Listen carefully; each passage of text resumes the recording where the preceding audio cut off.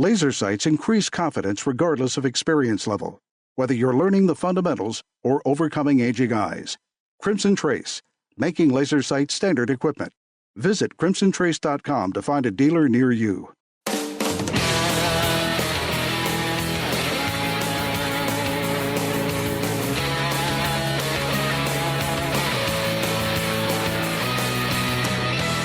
Today on Tom Gresham's Gun Talk, we're geeking out on ballistics, barrel length, velocity, cylinder gap, and more.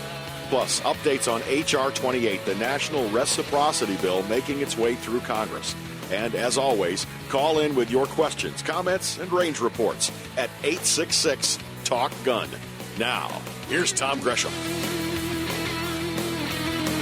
All right, I'm Tom Gresham. It is Gun Talk, and we already had a typo. It's H.R. 38. That's all right.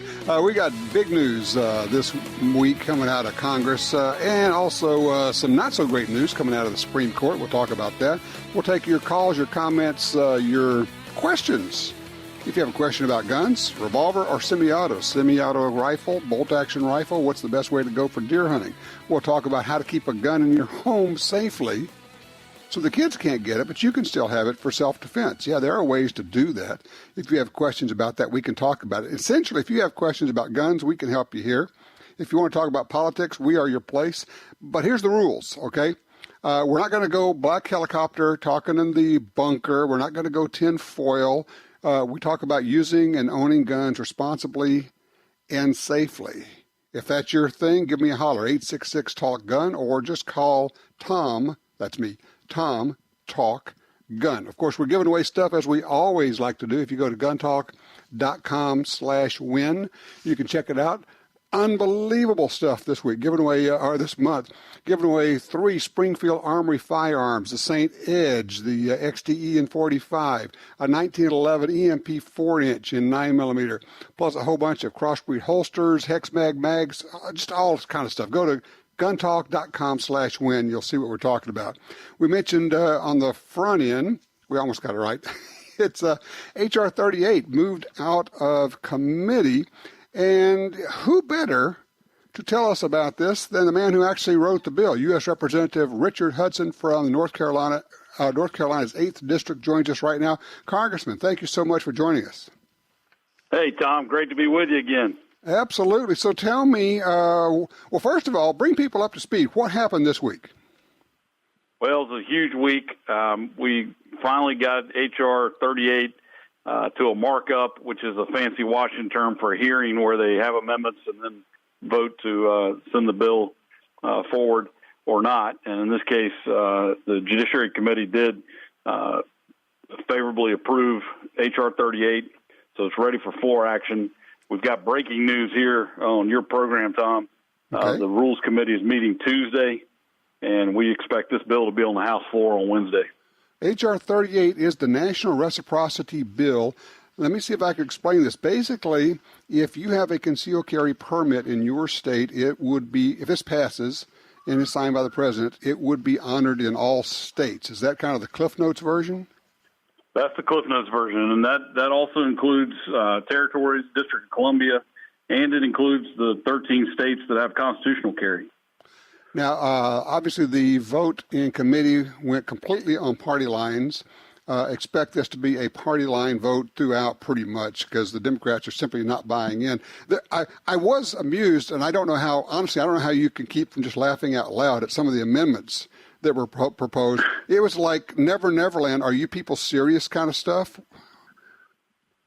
Yeah, well, that's what you get when you try to talk guns with liberals. You know, it's it's obvious they don't know what they're talking about. You know, whether it's the green tip bullet issue we had last Congress or what have you. You know, anytime liberals start talking about guns, I had someone on social media last night say, you know, when are you going to get serious and get a ban on semi-automatic rifles? And I just thought, do you even know what you're talking about? I mean, the semi-automatic rifle could be the 22 that my grandfather gave me when I was 8. That's, you know, a bolt action. You know, so they don't even understand what the difference is. The first rifle that I ever owned was given to me by my grandfather when I was about 6 years old, which would have been 60 years ago, a Browning 22 semi-auto. So, yeah, that's a semi-automatic rifle also. As you say, they don't know what they're talking about. They included everything in their amendments up to and just short of having people have to put like a red foam Rudolph nose on the tip of their muzzle or something. I mean, it was bizarre. But you guys beat them all back, and you moved H.R. 38 out. Now, you say it's what's happening on Tuesday? So Tuesday, the Rules Committee meets to every bill that comes to the floor has to have rules under which it moves forward, which dictate how much debate there'll be, whether there'll be amendments, that sort of thing. But the big news is that we're actually going to have the bill on the floor of the House for a vote on Wednesday. So one thing I know that Congress people know how to do is count. How's that looking for Wednesday then? It's looking great. We're continuing to have conversations. We've got a number of Republicans who support Second Amendment, but they're just worried about the timing. And we've got all kinds of excuses you hear from folks. Mm-hmm. But we've got the votes. We're just continuing to have conversations because I want to put up as big a number as we can to give us some momentum going towards the Senate. But we have 3 Democrat co-sponsors. I know of 2 or 3 other Democrats that I expect to vote for it. Oh. I'm hoping that we will get as good a number as we can get, as high a vote total for this bill as possible. And like I say, it gives us some momentum going into the Senate. One of the amendments that did get in here was, if I remember right, and help me out, it was a provision that allows law enforcement or former law enforcement to carry in school zones. How'd I do there? Yes, so it's off-duty police officers and retired police officers can have a firearm in the school zone. Right. And of course, in some states, I happen to be in Louisiana, if you have a concealed carry permit, you are actually legal inside of school zones, but not on school property, which allows you to walk down the street or drive down the street inside a school zone. Right. In some states, that is an issue. This is all a good thing. I guess the question is, what do you need us to do at this point? Well, it's important that we get as many yes votes as we possibly can. So if you're listening today, please call your member of Congress on Monday and tell them how important it is that they vote for this bill. Because, as I said, there are a number of Democrats who are thinking about this, who I think would like to vote for it. And there are a number of Republicans who are, just sort of not sure whether they can get there yet or not. Mm-hmm. And so, whoever your representative is, even if they co-sponsored the bill, we had 213 co-sponsors. Even if your member of Congress is a co-sponsor, call them on Monday and tell them, or Tuesday if you have to, but the sooner the better, and just tell them how important it is that they vote for this bill.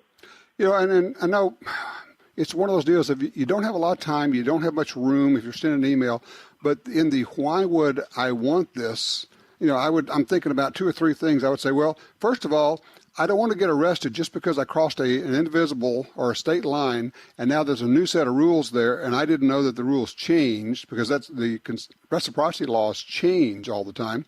2, I am the good guy with a gun. I am the one that, people with good guys with guns are stopping crime all the time. Sulphur Springs, Texas, who knows how many more would have been killed without this good guy with a gun. And more than that, this is, in fact, a constitutionally enumerated right, and it shouldn't change as you go from state to state. I know some people get caught up in the whole states' rights deal, but in this one, it's just treat it the same as a driver's license. Once you have it, it's good everywhere. That's right, and I'm a big states' rights guy, Tom, and even once this bill is signed into law, every state and every municipality, for that matter, can determine what can be carried concealed and where it can be carried. So right. States can have their own rules about what kind of firearm can or can't be carried concealed, about whether they want to allow school zones, whether they certain types of businesses, parks. I mean, that's up to the states.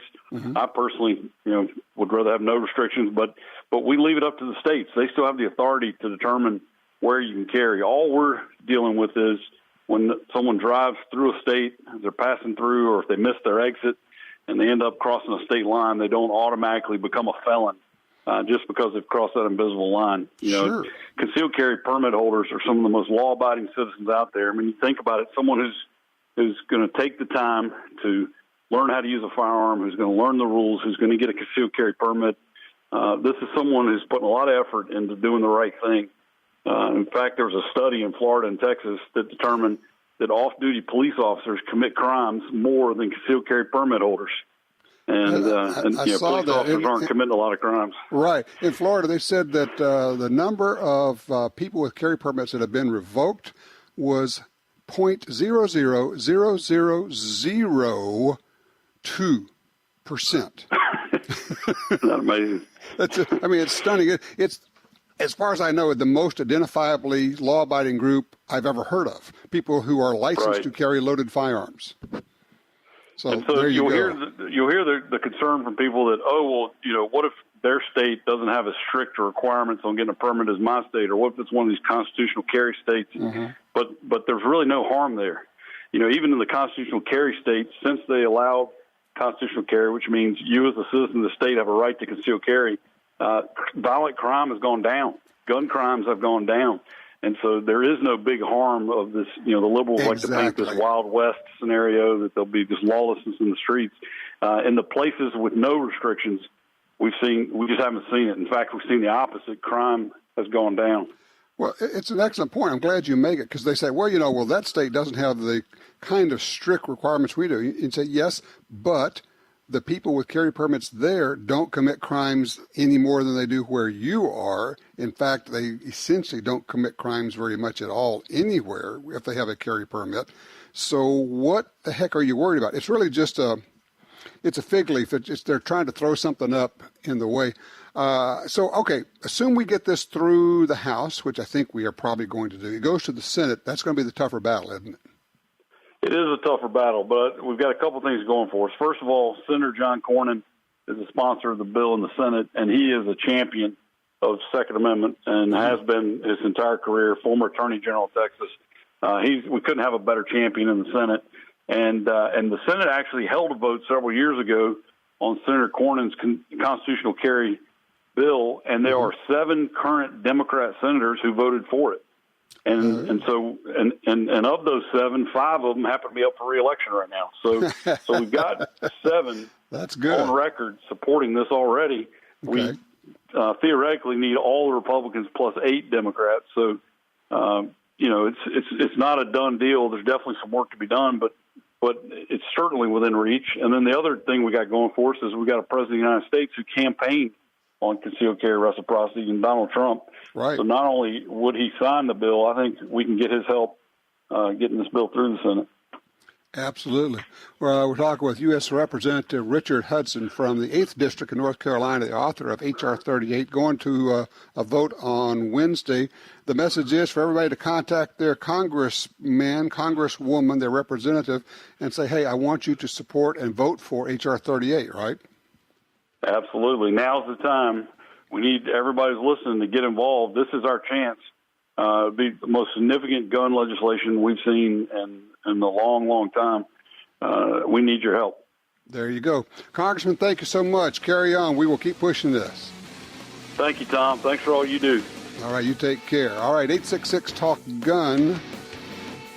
How do you feel about national reciprocity? Would it change anything for you? What do your buddies say? Just kind of getting your impression. H.R. 38, we are as closer than we've ever been on this one. 866-TALK-GUN.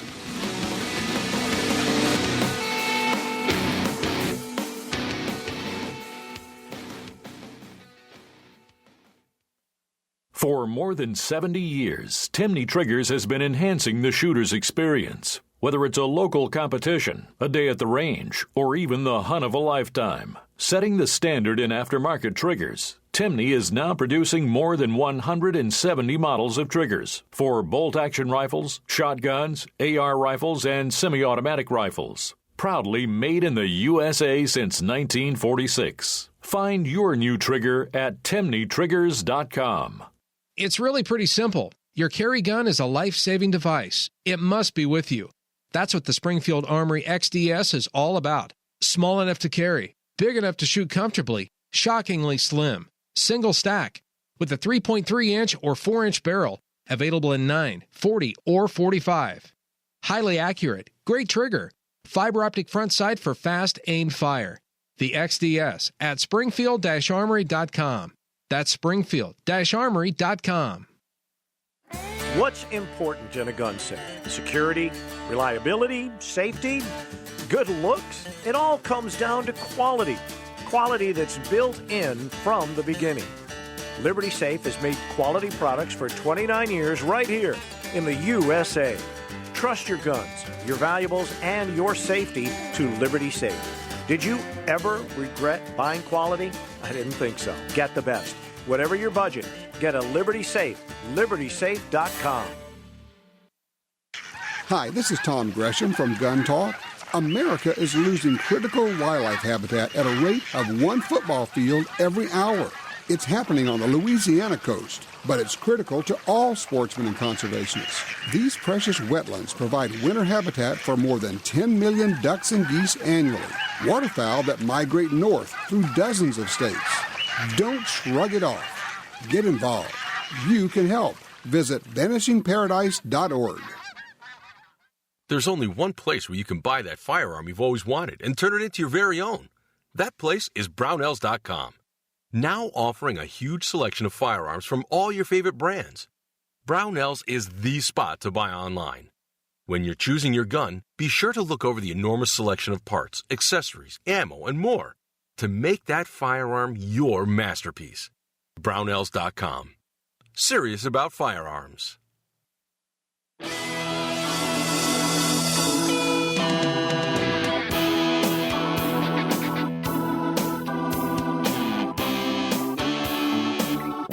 All right, back with the 866 Talk Gun, or just dial Tom Talk Gun. That'll get you in there. We did a bunch of video shooting, taping, filming. It's videoing, if you will, this week. Did a lot of stuff indoors, a lot of stuff with lasers. We did some very dynamic house clearing things, some live fire, some simunitions. We took one group of people, a woman that had almost no experience with handguns, a guy who was an active, kind of competitive shooter, and then a guy who was experienced law enforcement guy and gun store manager and instructor, and put them all through some stuff. It was fascinating to watch their reactions and how some of the old things that experienced shooters say melt away in the face of firsthand experience. Let's go to line one. Tom's in Anchorage, Alaska. Hello, Tom. What's on your mind?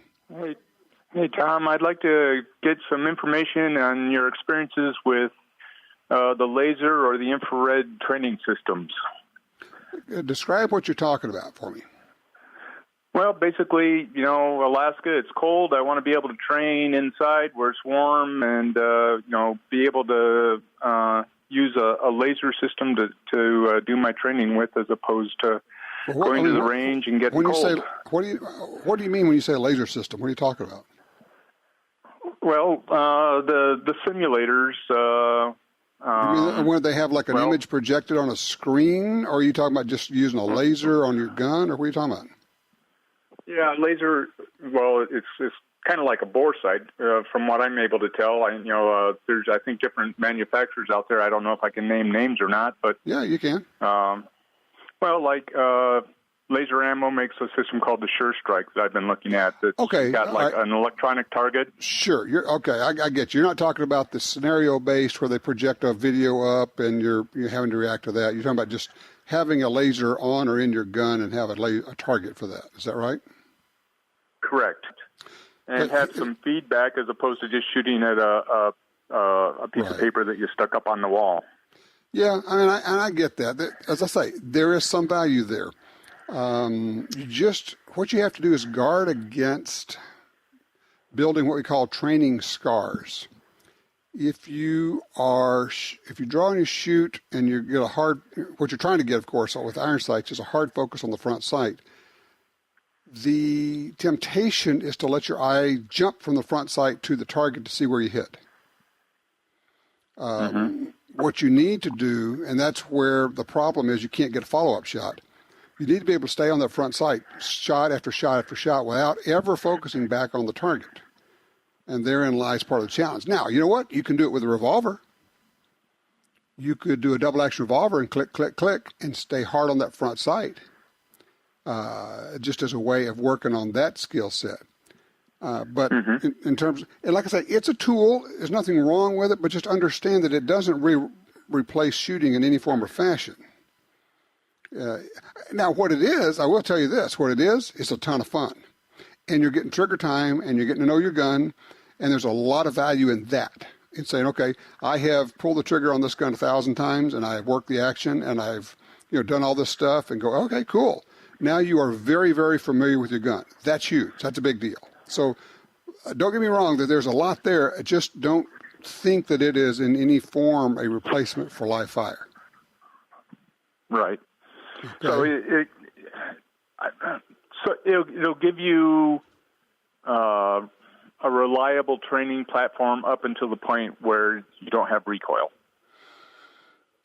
It depends on the system, but yeah, it can give you some feedback for that, and that's not a bad thing. It's just, I think some people think it does more than it does. I use them. I like them. We use the laser light stuff. It's very cool. I am a strong believer in lasers on self-defense pistols. I think having like a Crimson Trace system on your gun is a really, really good idea. And you can train with that indoors in working with just the laser so that when you pull the trigger and the hammer drops or the striker goes forward, you can see if the laser dot on the wall moves. If it does, then you're yanking the trigger. It's also good, and look, I appreciate the call. It's good to have a laser on when you're doing the ball and dummy drill, and you're swapping out live rounds and dummy rounds in your magazine. You don't know if your gun's going to go bang or not when you pull the trigger. If it goes click when you have a laser on, you see the laser kind of streak across the target. You're going, oh, I guess I am yanking that trigger. So, you got to make sure that you are, for that particular instance, you using your iron sights. Tell you what, when we come back, I'll tell you what we did this week with lasers and how you use your iron sight sometimes, how you use a laser sometimes, why would you use one versus the other. And we ran into some people who said, I think maybe I've been wrong about lasers. I never imagined that, boy, there's a real use for these in law enforcement as well as self-defense. You got any experience using a laser? 866-TALK-GUN. Tell me your story.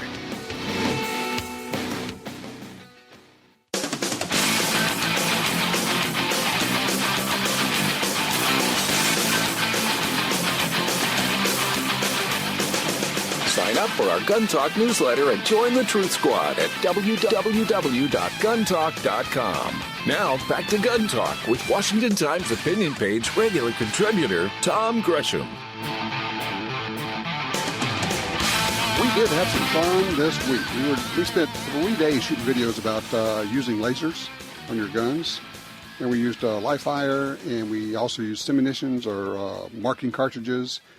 We put different people through different drills. And then and wait till you see this one, holy cow.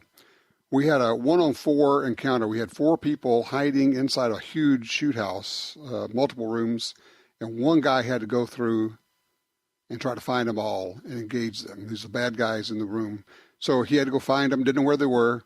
It was fascinating, and it showed what one guy with immense training could do against 4 regular people. Spoiler alert, he smoked them all. It was unbelievable. That's going to make some good video. Hey, let's go line 3. Dan's with us out of Reed Point, Montana, about lasers. Dan, talk to me about your background, what your experience is with lasers. I've got to disagree with you to a small extent, Tom. I think the lasers are actually beneficial. Well, I didn't say they weren't. Hey, wait. I didn't say they weren't beneficial. I just said they're not a replacement for live fire. You got to use the two together. Absolutely not. Absolutely not. I'm sorry. I was talking to your call screener at the end of your conversation, so maybe I missed what you were saying. But okay. One of the things that if you have an instructor speak to you, he'll tell you that dry firing is very beneficial because you're practicing your trigger control. Right. And one of the things that laser sights do is it does tell or keep you concentrating on that front sight. And I use laser sights a lot in combination with live fire shooting. And I can tell you my performance is better because of those laser sights. All right, let me ask you a question. Laser practice. Right, let me ask you a question. You said lasers help you concentrate on your front sight. What do you mean by that? Well, you're not just dry firing at a switch plate on the wall. You're actually for all intents and purposes, dry firing, but you're actually getting a feedback when the laser does activate and hit the target to know whether you've hit the target or not. And that target will light up depending on the type of target you have. I use the laser light system. It's a small cartridge. I have both 9mm and 40 caliber, and I use it in 2 different guns. And the only drawback I will say, Tom, is that typically a semi-automatic might have when it's cocked, it will have an easy take up until you get to the point where the trigger is about to break. Then you have it's a little harder to pull. And then once you pull the trigger, if you don't rack the slide, then you'll have a double action type of pull. So you kind of have to get used to that heavier, longer pull in between. If it's a single action, double action, if it's a striker fired semi-auto, all you have to do is pull the slide back about 1/2 inch and drop it back. That resets the striker. And you can carry on, and you have the same trigger pull every time. You're using the laser light system. I love that system. And, one of the real cool parts about that is you are using your iron sights, and you're aiming at a target. And then when you shoot on those cool laser light targets, you can tell not only if you hit, but you can tell where you hit. And you can work on your speed there. It's very good. And of course, they also have their own guns that have a pretty good trigger pull, and you can shoot multiple times with those. I've tried their own guns, and I wasn't very impressed. But you can buy the small cartridges that fit right in your firearm, and they work extremely well. And the training is very beneficial. But as you said, in combination.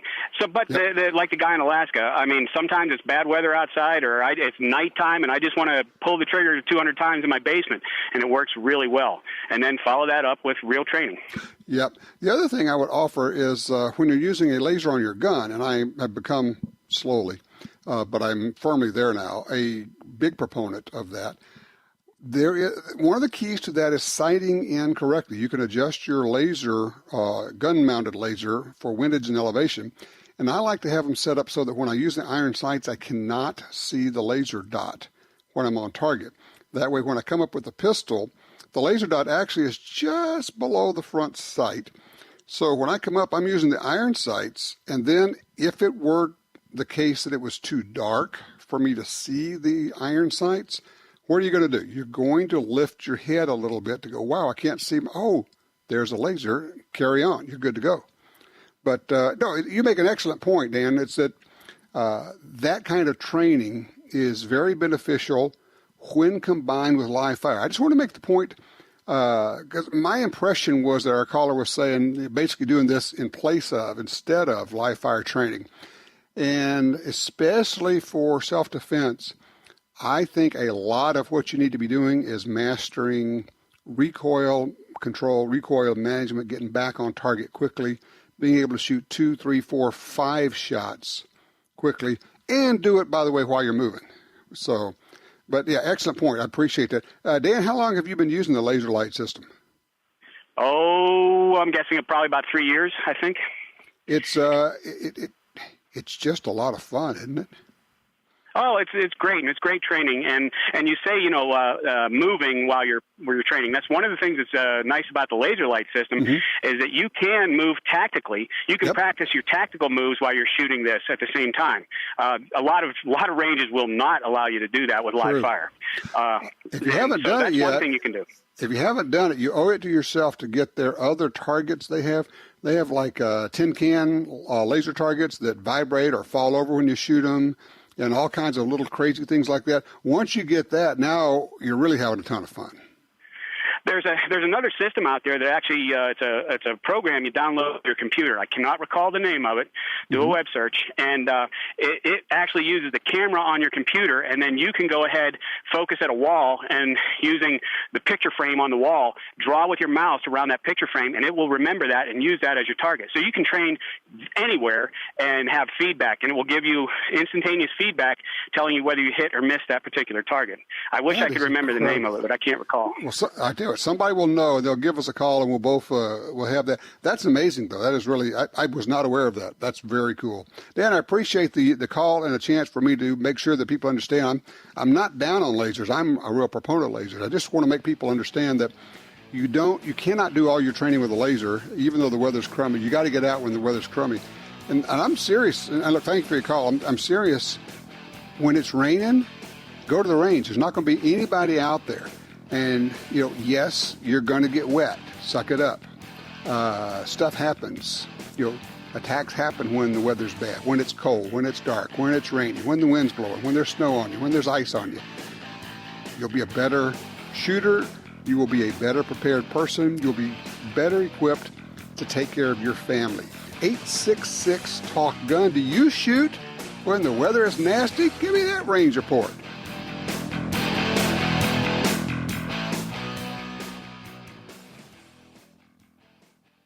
Every crossbreed holster is handmade based on the design invented by our founder. A Kydex pocket molded around your gun for perfect retention. Leather backing for comfort. Specially designed clips allow you to tuck in your shirt for complete concealment. The highest quality mag carriers and belts sturdy enough to hold any gun. Our holsters come with a lifetime warranty and 2-week try-it-free guarantee. Crossbreed. Conceal and carry the cross. CrossbreedHolsters.com. Built to perform in the harshest conditions, the Ruger American Pistol can take it all, from ice to dust and everything in between. The Ruger American Pistol features a short take-up trigger, Novak sights, and a recoil-reducing barrel cam with low mass slide for reduced felt recoil. Plus, a modular grip system with 3 sizes to fit almost any hand. Check it out at Ruger.com. The Ruger American Pistol, because anything else would be un-American. Are you looking for a place to shoot? The National Shooting Sports Foundation has a great website called wheretoshoot.org. It's the largest database of shooting ranges on the internet. It's also a great resource for shooters where you can find video tips, printable targets, and a lot more. Find it online at wheretoshoot.org. And while you're there, download their free iPhone app. That's wheretoshoot.org. When someone leaves you their gun collection, you may want a few, but what do you do with the rest? How do you sell them? Who do you call? Well, I call Johnny Dury at Dury's Guns. Whether you're selling 1 gun or 500, they'll tell you what it's worth and write you a check. Simple, quick, easy, fair. I trust Dury's Guns. Give them a call. DurysGuns.com. Now you can own a brand new revolver with roots in the 1800s. The astounding North American Arms Ranger 2. A break-action, 5-shot, 22 Magnum mini revolver. Inspired by the Schofield Smith & Wesson of the 1870s, this 7-ounce Magnum revolver is fun to shoot and easy to carry every day. Historic style, high-tech, pocket precision. Check out the new Top Break Ranger 2 at NorthAmericanArms.com. NorthAmericanArms.com.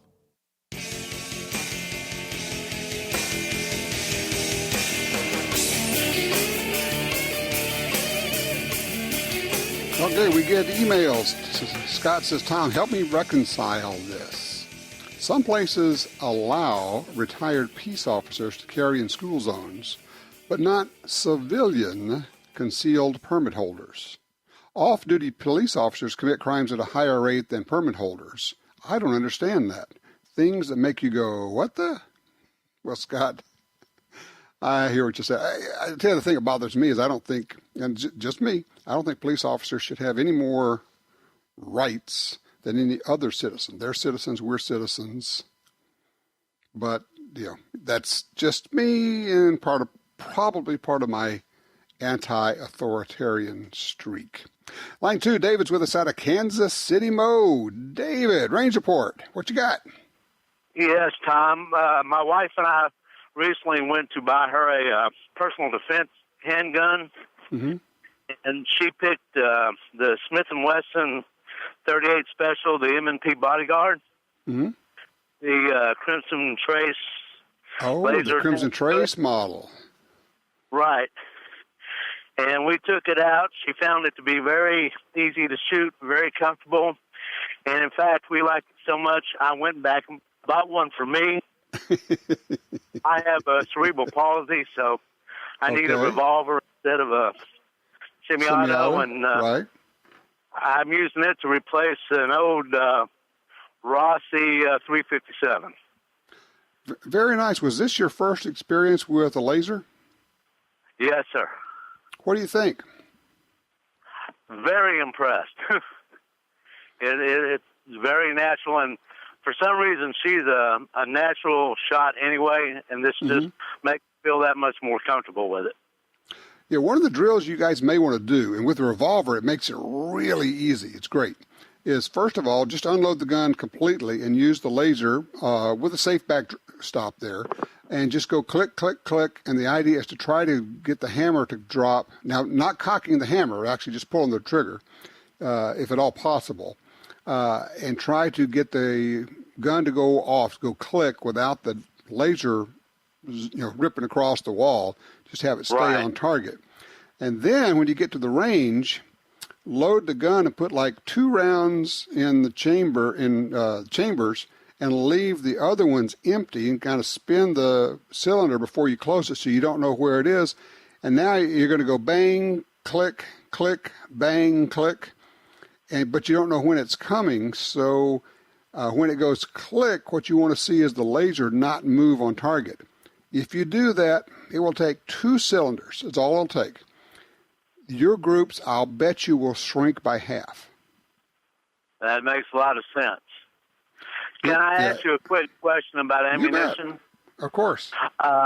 We picked the Hornady Extreme Defense or Critical Defense. Critical Defense, yeah.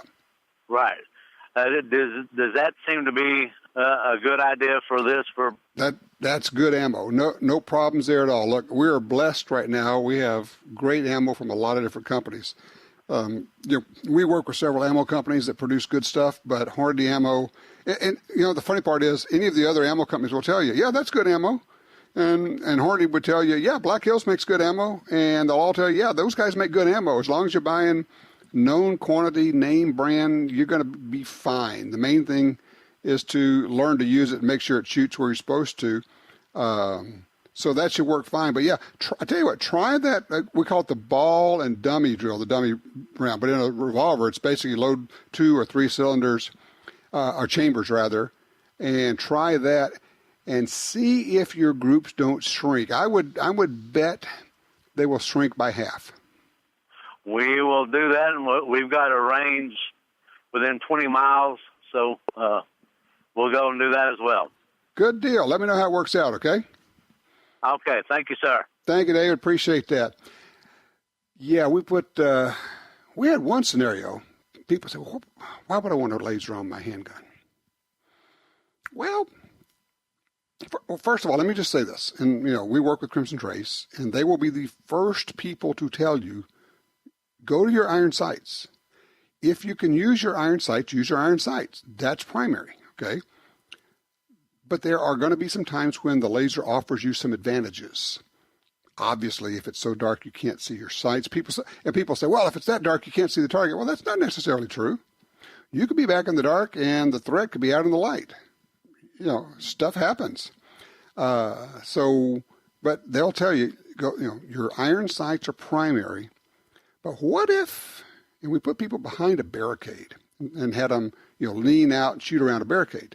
And then we said, okay, now you have to shoot the target down there, but you cannot expose your head. You cannot lean out at all. And they go, what?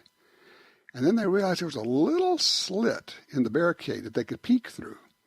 And then they figured it out themselves. They would reach out with one hand, hold the gun, the pistol, to the side of the barricade, just around the corner, and they're still behind the barricade. And they're peeking through, and they can see the laser on the threat, pulling the trigger and putting good shots on there without putting their body out there at all. Ooh, okay. Specialized, perhaps, but useful, absolutely. Some really cool stuff. All right, 866 is our number here. Give me that range report. What have you been shooting?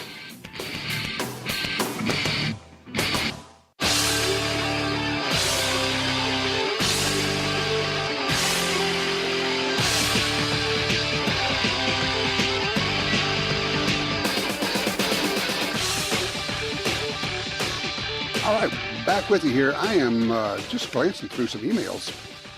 Some news from, make sure I can release this. Yes, it's out. From Ruger, new guns. Ruger SP101 and 327 Federal Magnum. Very cool. 3-inch barrel. This is really a nice revolver. Let's see, a GP100 7-round 357 and 2.5-inch barrel. The same with 7 rounds with 4.2-inch barrel. And a GP100 with a 6-inch barrel. Also got a Red Hawk with a 4.2-inch and a 5.5.5-inch barrel. 8-shot 357. Man, they're busy over there, doing a lot of cool stuff. All right, let's go to the phones. Jim's with us on line 1 out of Joinerville, Texas. What you looking for here, Jim? I'm looking for a 22-250 that has a twist of 8 to 9 inches to shoot heavier bullets. And I can't seem to find a gun, but I can get a barrel, and I guess that's what I'll have to do. So, but I didn't know if you could help me out. All right, so if, I'm trying to remember what the standard twist rate is on a 22-250. It's either 10 or 12, isn't it? Yes, sir, 12. It's 12. Okay, so it's made basically for the 55-grain bullets and lighter, really. And lighter, and I want to shoot a 60-grain partition. Oh, you're if deer I can hunting. get the... Yes, sir. Okay. Well, first of all, have you tried the 60-grain partition in your rifle? I've got some. I got a rifle from Weatherby that's called a sub-MOA, and it works pretty good, but I haven't been out 200 or 300 yards, you know. I'm one of these guys that takes my gun and sights it in, and then I leave it alone till after hunting season and clean it and wait for the next year. And I'm not one of these guys that shoot 100 rounds at the range, you know. I've got to throw a thought out here. Before you go spend some money, take that load with the 60-grain partition out in that rifle, because that particular shape bullet is not all that long. It's not a real long, skinny bullet. And there is no guarantees, but there's a chance that your rifle may shoot that bullet okay. Okay. Well, I'll try that. See, I've bought some Federal, but I got a good deal on them because they don't make them anymore. They quit making the 60-grain heavier bullet. And I was thinking, well, I'd like to, if I had a slower twist, that's what I call it, it maybe shoot the 60 or 75.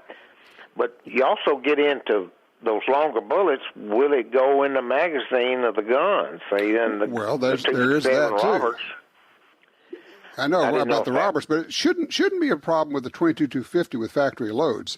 It's a faster twist rate, actually, because the bullet's going to be spinning more quickly. I would try it with your rifle, and then as far as a factory rifle, nothing comes to mind right off the bat, and you may be forced. By the way, what kind of rifle do you have? It's a Weatherby Howler, I guess. Okay, the Howler, yeah. They sold them 4 or 5, 10 years ago, and they called them sub-MOAs and MOAs. Right. And I bought an MOA and a 257 Weatherby, and they were right. That thing shoots less than an inch. Now, then I bought the 22-250. With their 50-grain bullet, man, they cloverleaf, and I'm not that good a shot. But I got it home and got it out of the box, And man, all right, listen, touch, Jim, I've got to run here because we're up against our hard break top of the hour here. But I would say try that 60 grain nozzle partition bullet in there. If it shoots for you, that's going to be a really good deer round. If it won't work for you, then you may be in a position you just have to get a new barrel. It's not as expensive as you might imagine. It's not a big deal. And then just get you a new barrel with a faster twist rate and just specify I want an 8 or a 9. And I would guess a 9 would work just fine for that. All right, 866 Talk Gun. When we come back, how about the Olympics and shooting?